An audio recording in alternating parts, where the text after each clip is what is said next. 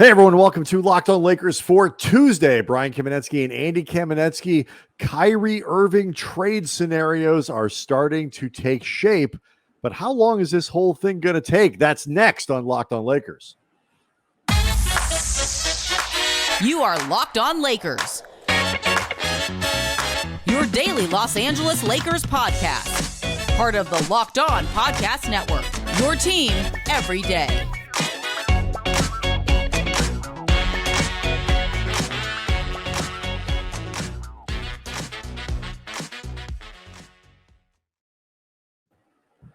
Thanks to everybody for making Locked On Lakers your first listen of every day, Monday through Friday, no matter how you get your podcasts, where you get your podcasts, never behind a paywall, always fresh Lakers content there for you, especially now, Andy, when things are percolating, whether trade rumors or free agent signings or other things.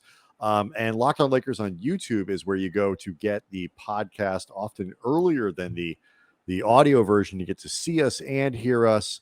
And you get to do it faster by subscribing to Locked On Lakers on YouTube. Do want to let you know that today's episode is brought to you by BetOnline. BetOnline has you covered this season with more props, odds, and lines than ever before. BetOnline, where the game starts. So there was some interesting free agent stuff that happened this weekend that was sort of related to the Lakers, even though the Lakers didn't sign anyone since our last show. So we'll get into that. Jeanie released a very cryptic, weird tweet over the weekend, which is actually worth some conversation. Andy has thoughts, so we'll get to that before the end of the show. But deep sighs. But we got to start with Kyrie, because apparently, like, this is a thing now where it's just a matter of when. It sounds like if, as opposed to if. Like, are you getting any impression from anyone or anywhere based on our years of experience, Andy, of reading these types of situations, that this isn't a real thing that feels like it's going to happen? I mean, it sure seems like it's heading in that direction. I mean, because it's actually a repeat. Like, we're actually in the sequel version of this story, and the sequel didn't even take that long to come out after the original. And like, Right. Frankly, it feels like the writer's room has run out of material really quickly, and they're just rehashing. Well, it was like, you know, they got halfway through the season or whatever, and then it was like it died out. But then, twist, here it comes. You thought it was dead, but now, you know, because the change in context, which is Kevin Durant wants out, makes the Kyrie thing that much more likely. It's not a thing that you now have to overcome. It's a thing that actually pushes this thing forward. Yeah, I mean, it turns out who done it was Kevin Durant in this case. Right. Like, he's the murderer. He is the murderer of the Brooklyn Nets. And like, you know, he had a co-conspirator in Kyrie Irving. Like, we're not going to let him off the hook. But it turns out the real mastermind of this crime, if you will, is Kevin Durant. And that has put Kyrie Irving as co-conspirator on the loose, so to speak, in terms of this crime novel that's playing out that the Lakers are reading. It does feel, though, like this is the direction that it is headed. I mean, you will hear snippets or, you know, little bubblings of other teams. Those are fireworks going on in the background right now. We are recording It's this 4th of July in LA, man. Like, there's just going to be some noise. Dallas has been occasionally linked to Kyrie. Philadelphia has been occasionally linked to Kyrie. Philadelphia, by the way, is preposterous, as the great Stephen A. Smith would say. That is preposterous. And things of that nature. And Dallas is as preposterous as Crab Rangoon. Right. The idea of Kyrie Irving going to Philadelphia to join James Harden. And every time Dallas comes up too, it's like, no, we're not doing that. Like, this is clearly one of those situations where, you know, it is obviously in Brooklyn's best interest to make it feel like there is a more robust market for Kyrie Irving than there probably is. It seems Mark Stein essentially said in his Substack, which everybody again should be subscribing to, it's the Lakers. The Lakers are the only team interested in this. You know, in the same way that it sort of behooves the Lakers to make it feel like other people are interested in Russell Westbrook, but we know nobody's interested in Westbrook. He is the means to an end that theoretically could solve the problems that both of these teams have.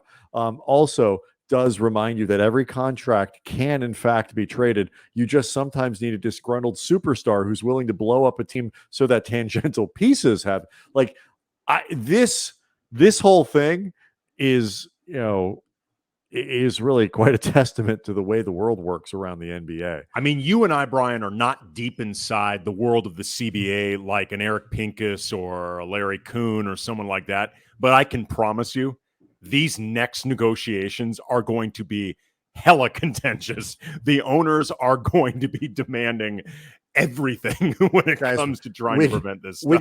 We got some kinks we feel like we need to iron out from our end.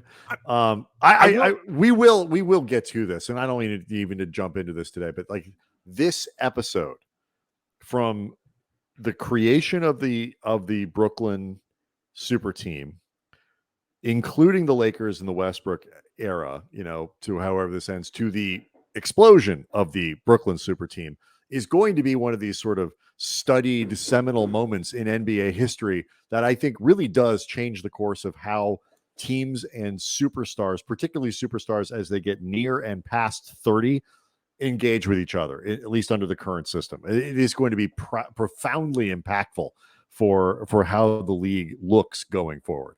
Yeah, and one quick thing before we start getting into the particulars, that we're starting to hear about the framework of a Kyrie deal for the Lakers. Brooklyn, I really do believe, does not have any impetus to do this any quicker than they want. And, there is always the chance of a sneak team coming in there deciding, you know what, screw it, let's roll the dice. Like similar to what Toronto did with Kawhi Leonard, saying we have an opportunity to not give up too much for a low risk, high reward scenario. Maybe players that we thought in one way or another we're going to have to move off soon anyway, or picks that we can afford to gamble with. And a team like that, because people, I don't mean to cut you off, but just people need to understand, like, we are past the point where to acquire Kyrie Irving, you need to extend his contract or a sign and trade or something like that. He is a 1-year guy right now. Or that Kyrie could try to make that demand more specifically, or try to float it. But you really can't. He doesn't have that leverage anymore to a team where they feel like they have to make a long-term commitment. So, you feel like, he's probably going to be on his best behavior because he wants to get that next contract. So maybe we could bring him over to a place where he wasn't necessarily looking at, and just kind of play this game out for a year and see what happens. Right. It's similar with Kevin Durant. Like, I don't think the Nets are going to be, nor should they be, in any desperate hurry to move him. I mean, the results of their season next year, Brooklyn's, are meaningless. So it's not like they need to figure this thing out in order to salvage 2022, 2023. 2022, 2023 is going to be a flipping mess. Right. And they doesn't matter. They have some draft capital that they got back, in the Ben Simmons deal and all that kind of stuff, but none of it is related to their own picks. It's sort of like the Lakers. Like the Lakers, if they blew it all up, would have no incentive to tank because they don't control their own picks. They might get some other back, and we'd all be rooting for other teams to lose. But the Lakers themselves, because they don't control their picks, or even like if they were bad, like pick swaps and all that kind of stuff, might as well go out and win. It does add a wrinkle, though, that it's like, and Kyrie, I think, to your point, Andy, is the lesser of the two pieces that they need to worry about. They have to get the Durant part correct. And if they can do that after trading Kyrie, okay. If they can do that before trading Kyrie, okay. But whatever they think is most advantageous to making sure the Durant thing happens properly is the path they're going to take. They're not going to prioritize Kyrie over the Durant thing. They're not going to rush into it. I completely agree with you. Yeah. And I mean, again, they have no reason to rush into anything. Right. I mean, that doesn't mean it couldn't happen this week. It just means they're going to wait until they get the thing that they think they need. There are some particulars now that are being floated in terms of what a trade might look like beyond Russell Westbrook goes from the Lakers side. Kyrie Irving goes from the Brooklyn side. Intriguing possibilities, which we will discuss next. Locked On Lakers brought to you by Arcade 1-Up. The one, the only NBA Jam is back. Arcade 1-Up, the leader in home retro arcade games, is not only bringing back the best game ever, it is bigger than ever with a Shaq Edition machine. One of the first sports games ever to feature real and digitized NBA licensed teams. No fouls, no free throws, and no quarters required now. Compete with friends and family through all new Wi-Fi leaderboards. Pre-order now from arcade1up.com. That's arcade, the number one, up.com for an estimated early September ship date. Arcade 1UP is the place for fun. They got the classics like Golden Tee, Mortal Kombat, and many others starting at just $399. And they are giving away an NBA Jam Shaq edition to a Locked On listener. It could be you. Yes, you. Enter for a chance to win a game console for your man cave at arcade1up.com/lockedon. Again, arcade, the number one, up.com/lockedon. You've got until July 8th. That is really, really soon to enter to win an NBA Jam Shaq edition console. Don't miss out. Enter today. Who are you going to play with? So Westbrook leaves from LA. Kyrie comes from Brooklyn, but there are more people that are being talked about in this deal, specifically some reports around who else the Lakers might acquire, in exchange for other assets being sent out, salary balance to make all this stuff work. The Nets apparently would very much like the Lakers to take Joe Harris off their hands. He's got 2 years left at about 18 mil, I believe, give or take a year. Yeah. And Seth Curry is another name that is being bandied about that the Lakers would love to have. He expires at the end of this year. His contract, not him. It's very important to make that distinction. About $10 million less. Right. The Lakers would obviously prefer, I think, to have as little salary going forward as possible, which is always something that we talk about as something that they completely overreact to. Do you, first of all, to be fair, Brian, the 2023 free agent class, it is pretty bad. You got to make sure you save up all of your right. Yeah, you got to make sure you're at the front of the line for that one. Yeah. Very true. Now you can trade people into free agency, but it's not all about signings. But yes, point taken. So do you have a preference between those guys? I'll be honest with you. I'd be happily take both. Like especially if the Lakers are giving up picks in this situation, it's like, fine, give me both of them and we'll send you the 2 picks. I'd be okay with that. Well, I mean, let me just say for the record, a THT, Kendrick Nunn, Russell Westbrook, Kyrie Irving, Joe Harris, Seth Curry trade is cap legal for the nerds at home keeping score with the math. Right.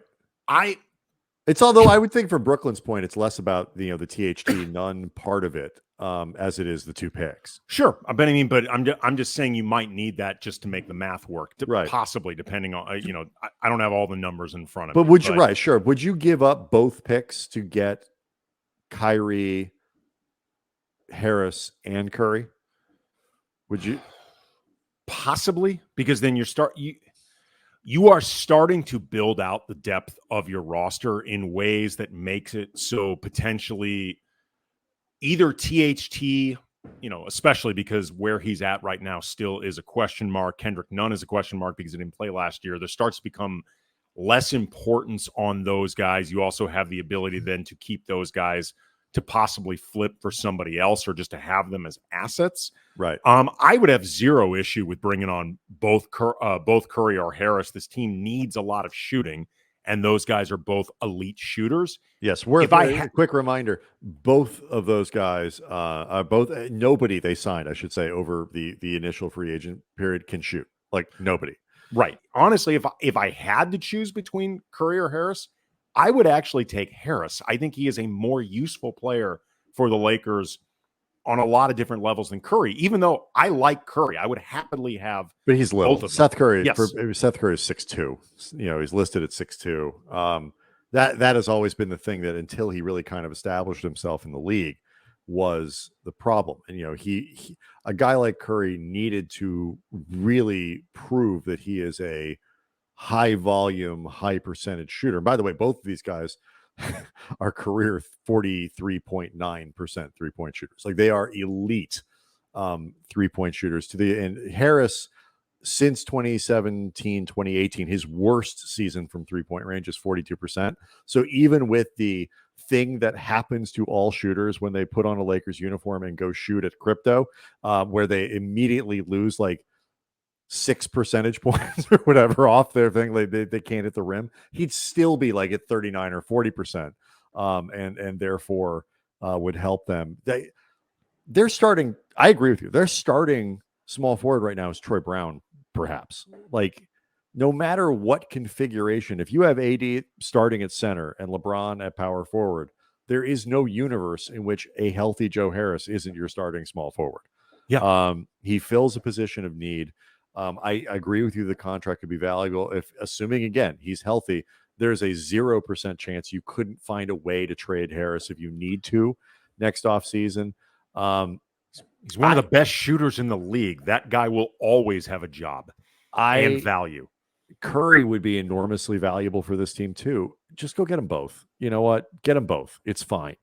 But I would love to see them do that and dangle the picks instead of, math aside, do what you need to do to make the math work.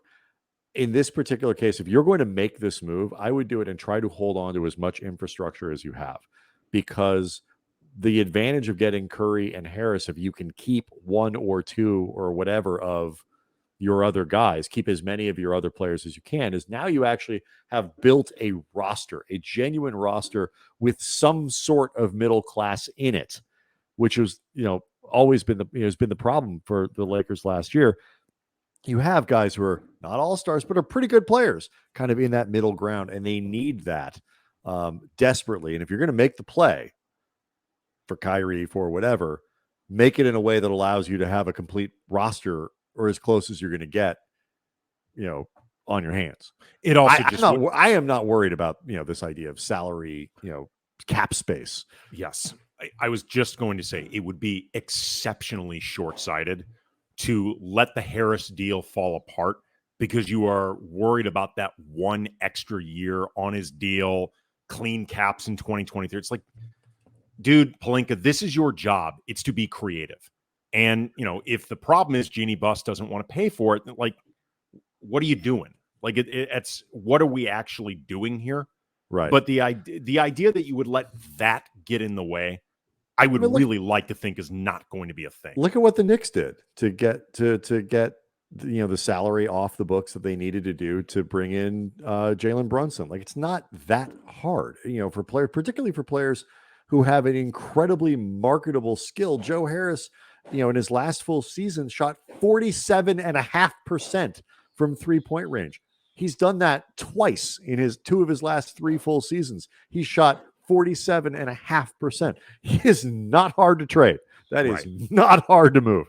That always has value in the NBA. But, to your point, there was some questioning over the weekend with Lakers fans, because as they went into the weekend, both Bruce Brown and Otto Porter Jr. signed 2-year deals at the taxpayer mid-level exception. We all know that on Friday morning, the Lakers, or Friday afternoon, the Lakers very quickly used their big exception on Lonnie Walker. A lot of people were wondering about that. And I know, Andy, we don't know why those two guys went somewhere else. Maybe they just didn't want to play for the Lakers. Neither Brown went to Denver, great situation there. Otto Porter went to Toronto. His wife is apparently from there, and you can never fault somebody to go play for the Raptors. But man, I want to know if they would have offered those guys, or did offer those guys second year. I want to know, did they offer them second years? I want to know, did they give them more than like 20 minutes to decide? I want to know, to be honest, did the clutch politics come into play? Mm-hmm. Because this is the third year in a row that the biggest earmarked exception has gone to a clutch guy. And look, I'll call it the taxpayer mid-level clutch exception. I mean, here's the thing. Like, to your point, Porter and Brown choosing other situations over the Lakers in and of itself is not something fans need to freak out about like the state of the Lakers or, No. I mean, guys choose other situations all the time. What matters is the offer they turned down. Mm-hmm. That's what actually matters. Not that they ended up going somewhere else. It's did they get an offer, and then was the offer serious? If the offer was did the Lakers only, because if they limited themselves to 1-year deals on that taxpayer mid-level, they made a terrible mistake. Mm-hmm. Because it limits your talent pool. But also, again, Bruce Brown is a guy who making $6.5 million won't be hard to trade. Otto Porter is a guy that making $6.5 million, give or take, is not going to be hard to trade. And these are guys who are better players than Lonnie Walker. They're just better. Like they they fill are, a more direct need for the Lakers right now. No question. And I thought Brown was going to get a bigger deal than he did. So did I. I thought Porter could, but I figured he might be in that tax. Maybe the Lakers assumed the same thing and were worried about losing out, but you lose out on Lonnie Walker, who 97% of basketball fans wouldn't have even assumed would get a taxpayer mid-level. Honestly, I knew Lonnie Walker was an unrestricted free agent. I thought he would be roughly in that range. He was not, though, on my radar for the Lakers, just because I figured they don't need him. Right. Or there's no pressing need for him. Well, I'll be honest, based on San Antonio letting him go and all that, I actually didn't think he would get a full taxpayer mid. Well, I mean, maybe for 1 year, that's the trade-off for somebody like him. But, a lot of people, before we go on, like a lot of people have sort of compared him to it's Malik Monk again. They are in spirit trying to do the same thing.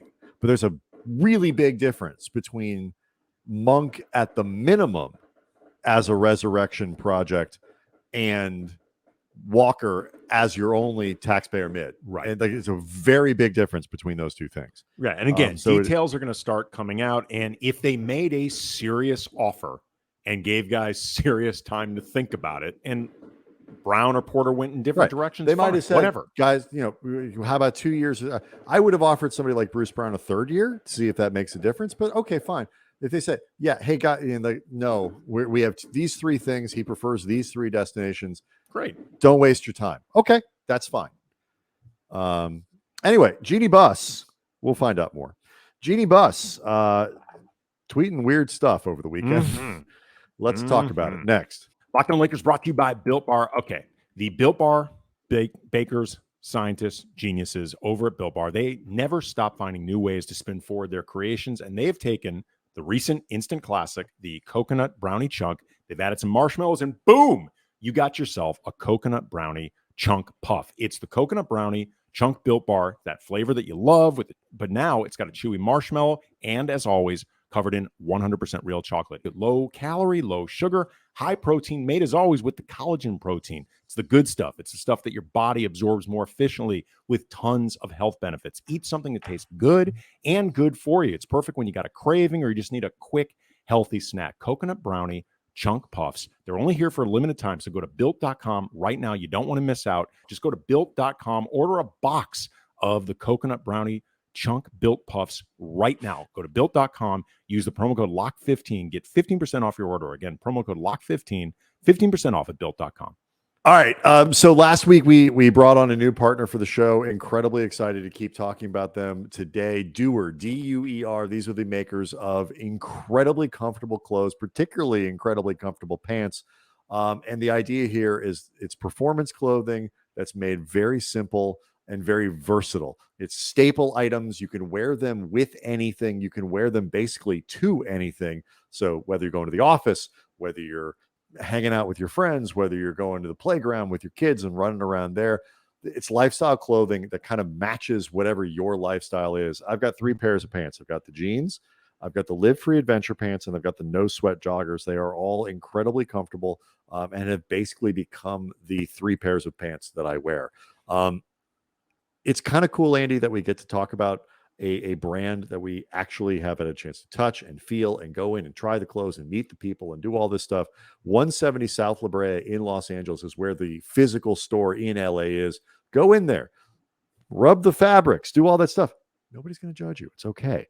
Try the stuff on. You'll understand exactly what it is that I'm talking about. If you can only order online, duer.com, duer.com. Either way, in store or online, use the exclusive 15% off discount code LOCKEDON15. Again, 15% off with LOCKEDON15. These are seriously incredibly comfortable pants with great shirts. They've got a whole line of stuff that you can try out.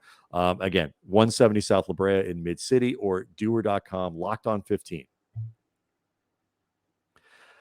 So you, I know, Andy, have always been a little bit wary of Jeanie Buss, not as a human being, but as an owner, and whether or not she really is good at what she's doing in terms of, really running the show for the Lakers. This weekend was not necessarily a high point, I know, for you in your views of Jeanie. Yeah, I mean, and so it's clear, like specifically what I question with Jeanie is her, for lack of a better way of putting it, just the willingness to be the person who deals with all this stuff. Like it's sometimes it feels like she wants to still be the Jeanie Buss that everybody loved, that was running the business side, and by all accounts, incredible at it. Really, really good at it. Jeanie's a very smart, capable person. I want to make sure that I think that's clear. I've always thought that. But being the ultimate shot caller is a different deal.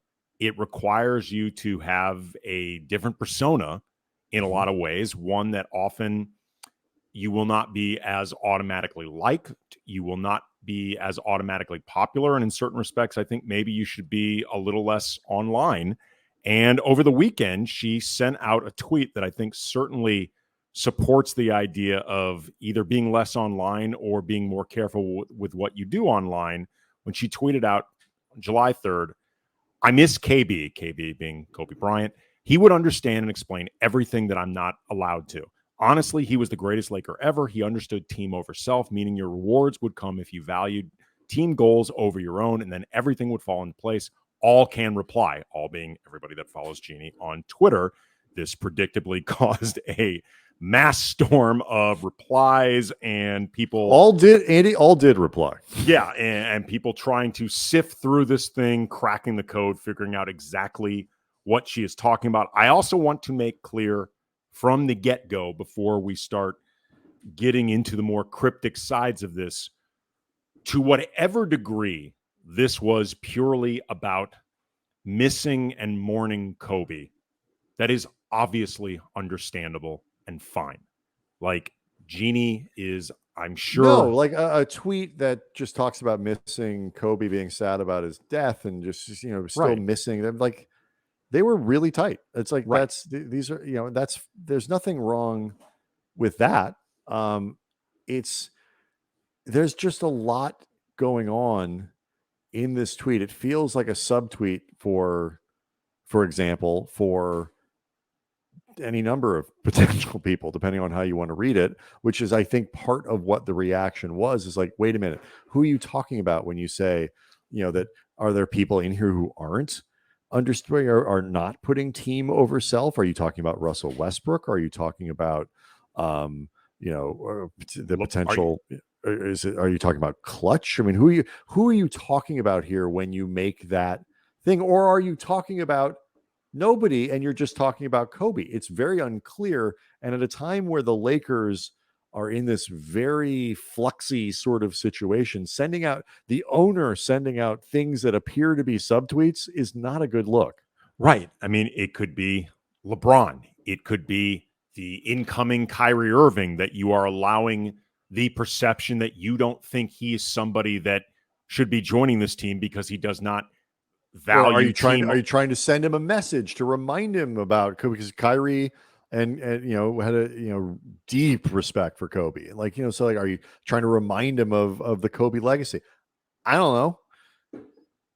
You can't have stuff like this at a time when there's already been, public misgivings between, at minimum, LeBron and Rich Paul, Anthony Davis at the last trade deadline, when Rob Pelinka did not make a move, a decision you and I both supported, by the way. So it's clear to people listening. At the deadline, neither one of us thought there was a deal out there worth making, much less worth sacrificing among the few assets they had. That led to, the F them pick stuff, and Rob Pelinka presenting this much more like LeBron and AD were on board with his decision than I believe they actually were. Don't pin your stuff on me, they said. Right. And there's always been the appearances of push-pull between Team LeBron, Team Clutch, and Team Lakers. And if you are Jeanie Buss, you cannot be sending out something like this that is so easily either misinterpreted or perfectly interpreted.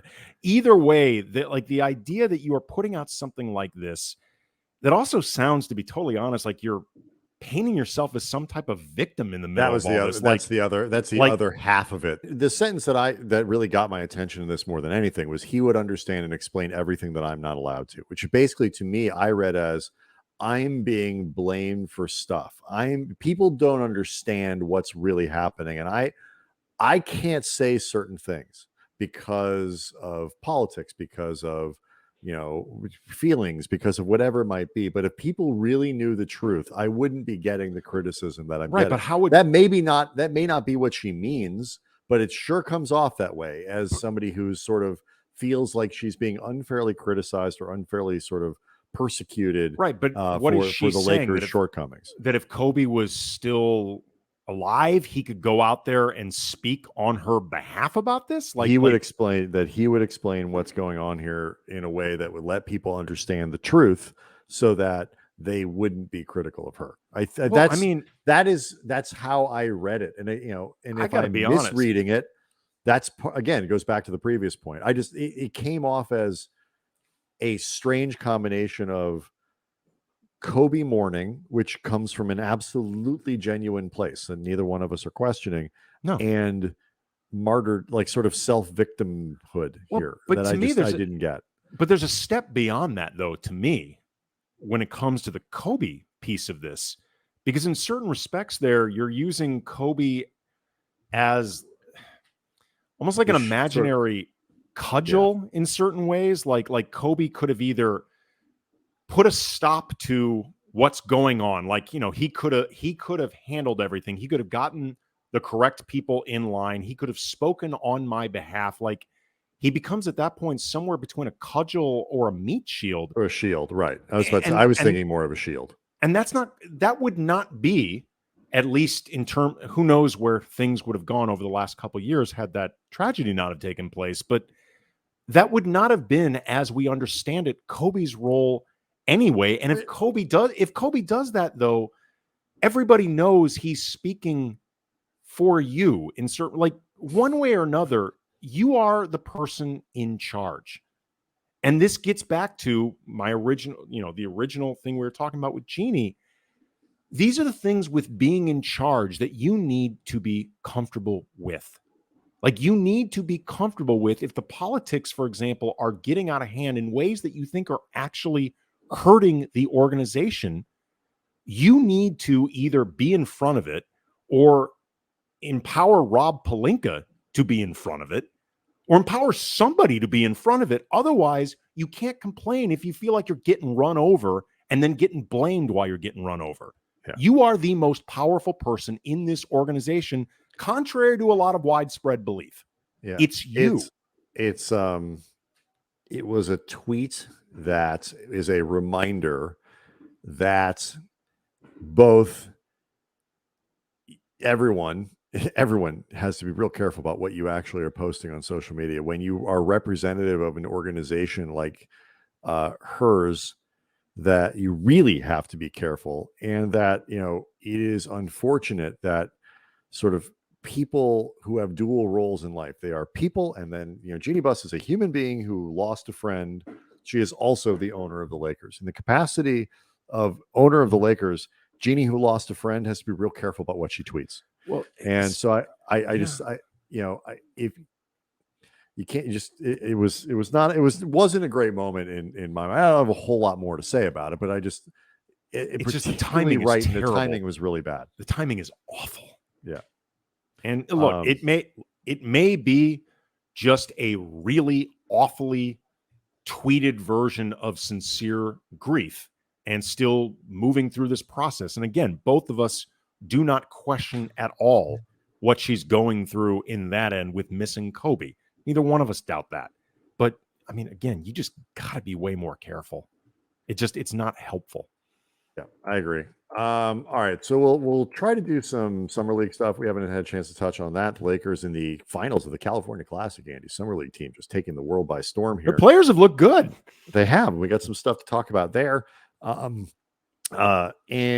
let's see, some more free agency stuff is going to be developing this week. And of course, we're following everything with Kyrie Irving. Reminder to make Locked On Lakers your first listen of every day, and make Locked On Lakers on YouTube your number one subscription priority, so you never miss any of the breaking news, or again, you get the podcast a little bit early. We'll see everybody on Wednesday.